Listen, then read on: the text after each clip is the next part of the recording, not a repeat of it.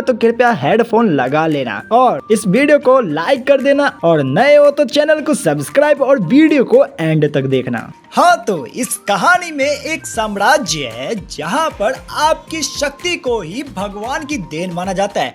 यानी कि अगर आपके पास वो शक्ति नहीं है तो आपको देशद्रोही माना जाएगा, जिसकी वजह से आपको मौत की सजा हो सकती है या फिर कहो तो होगी ही होगी। अजी लंड मेरा।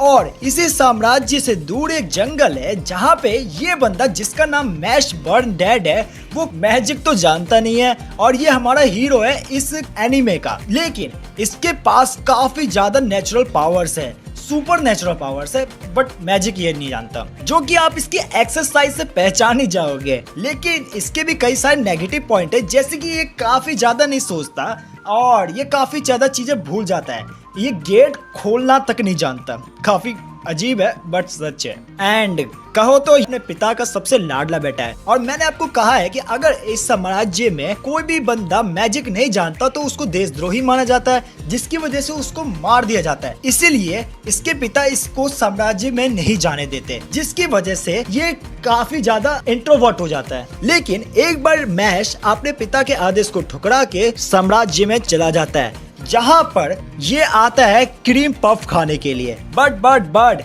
वहाँ के लोग इसको पहचान जाते हैं क्योंकि इसके फेस पे वो मार्क नहीं है, जो कि मैजिकल पर्सन की एक निशानी है, जिसकी वजह से वहाँ पर पुलिस भी आ जाती है। बट इसके पिता अचानक से आते हैं और इसको उठा के ले जाते हैं, लेकिन वो पुलिस इसका पीछा नहीं छोड़ती है। और जब मैश अपने पिता को छोड़ के कहीं प्रैक्टिस करने चला जाता है, तब पुलिस अचानक से आके इसके पिता को जकड़ लेती है। बट अचानक से मैश की एंट्री भी हो जाती है और इस पुलिस वाले की अम्मा बहन एक कर देता है। लेकिन ये पुलिस वाले इसको एक ऑफर देते हैं कि अगर ये डिवाइन ऑफ डिविजनरी बनना चाहे तो मैं इसके पिता का पीछा छोड़ दूंगा, यानी कि इसका पीछा छोड़ दूंगा। बट हम ये जानते ही नहीं है कि डिवाइन ऑफ डिविजनरी है क्या। तो मैं आपको बता देता हूँ कि इस एनीमे में एक साम्राज्य है जहाँ पे डिवाइन ऑफ डिविजनरी काफी ज्यादा पावरफुल माने जाते हैं, जिसे बनने में इस एकेडमी के काफी ज्यादा रूल्स को फॉलो करते हैं, कई सारे कॉइन्स इकट्ठे करते हैं और डिवाइन ऑफ डिविजनरी बनते हैं, जो कि बिल्कुल भी आसान नहीं है मैश के लिए, क्योंकि ये मैजिक जानता नहीं है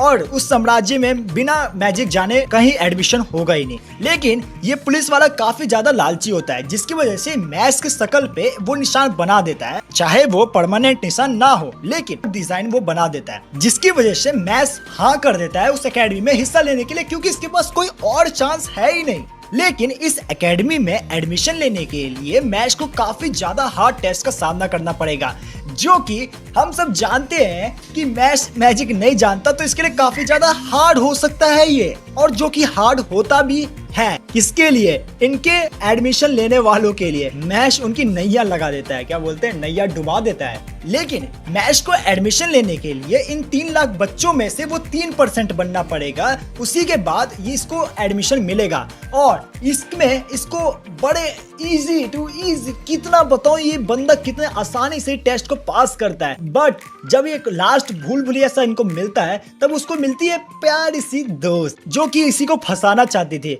बिकॉज इसको ऑफर मिल चुका था कि अगर ये मैश को पकड़वा देगी, यानी कि हरवा देगी, तो इसको एडमिशन मिल जाएगा, जिसकी वजह से मैश को हरवाना चाहती है। बट मैश के पास क्या थी, मैंने आपको बताया था, काफी ज्यादा पावरफुल है। तो ये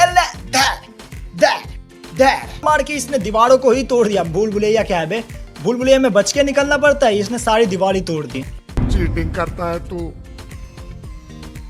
चीटिंग करता है तो। और इसने वक्त से पहले ही वहां पे पहुंच गया, जिसकी वजह से ये एडमिशन जीत जाता है, यानी कि एडमिशन पा पाता है। लेकिन फाइनल एडमिशन के लिए इसको इस बुढ़े से निपटना पड़ता है, जो कि यहाँ का सबसे ताकतवर बुढ़ा है, यानी कि सबसे ताकतवर इंसान है, डिवाइन ऑफ डिविजनरी से भी ज्यादा ताकतवर है ये। और इसका टेस्ट पास करके मैश बर्न डेड की पहली क्लास, जिसमें इसको अपने मैजिक से इस ताले को खोलना पड़ता है, बट इसके पास कोई मैजिक है ही नहीं, इसलिए ये ताकत का यूज करता है, जो कि टीचर्स पे भड़क भी जाती है। और यहाँ पे मिलता है इसको फिन एमएस, जो कि इसका नेक्स्ट फ्रेंड होता है, यानी कि कह सकते हो इसका रूममेट होता है, और जो कि फिन एमएस इसको अपना रूममेट नहीं चाहता था, लेकिन फिर भी मिल जाता है। हाँ, तो मैं आपको बता देता हूँ कि इस डिवाइन ऑफ डिविजनरी बनने के लिए काफी ज्यादा गोल्ड कॉइन्स पाने पड़ते हैं, और जिसके लिए इसको काफी ज्यादा मेहनत करनी पड़ेगी छोटे मोटे क्लासेस के लिए। इसलिए मैं सब कुछ डिटेल बताने वाला, काफी ज्यादा मजा आने वाला है। तो मैश बर्न डेड का पहला दिन था इस झाड़ू के साथ, जहाँ पे इसको उड़ना था और इसके साथ मैच लगाना था। लेकिन वी नो डैट कि ये मैजिक नहीं जानता, तो इसने अपने पैरों का इस्तेमाल किया, यानी कि इसने अपने झाड़ू को तेजी से फेंका और उसके ऊपर जाके कूद के बैठ गया, जो कि इतनी स्पीड थी कि किसी भी मैजिक को तोड़ के आगे बढ़ सकती है। हाँ, तो इस रेस के बाद इसको लेलॉयड कैविल का सामना करना पड़ता है, यानी कि मीट करता है लेलॉयड कैविल से, जो कि काफी ज्यादा शैतानी दिमाग का होता है और इस एकेडमी का हेडमास्टर का भांजा बेटा रिश्तेदार कुछ लगता है यार, ठीक है।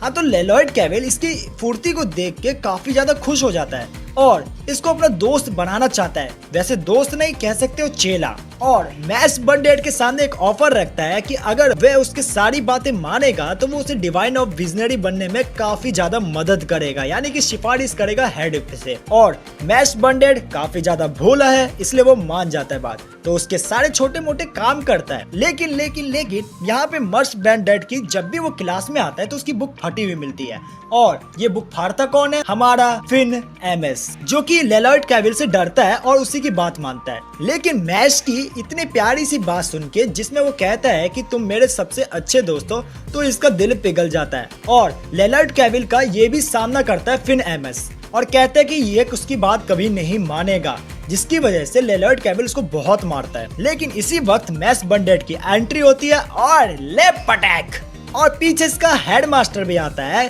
जिसके बाद आप देख ही सकते हो काफी ज्यादा मजेदार है ये सीन। और लेलॉयड कैविल और हेडमास्टर को पीटने की वजह से इसको स्कूल से निकलने का वो क्या बोलते हैं, टीसी आ जाता है हमारी लैंग्वेज में। बट ये बुढ़ा इसको बचा लेता है क्योंकि ये जानता है कि इस बंदे में कुछ ना कुछ तो दम है बे। और यहाँ पे हमें एक बात पता चलती है कि ब्यूरो है जो कि डिवाइन ऑफ डिविजनरी का अड्डा है, यानी कि डिवाइन ऑफ विजनरी बनने के बाद ये सब यहाँ पे काम करते हैं, और वहीं से वो ऑर्डर भी आया था। लेकिन इस बुढ़े ने सब बात संभाल ली।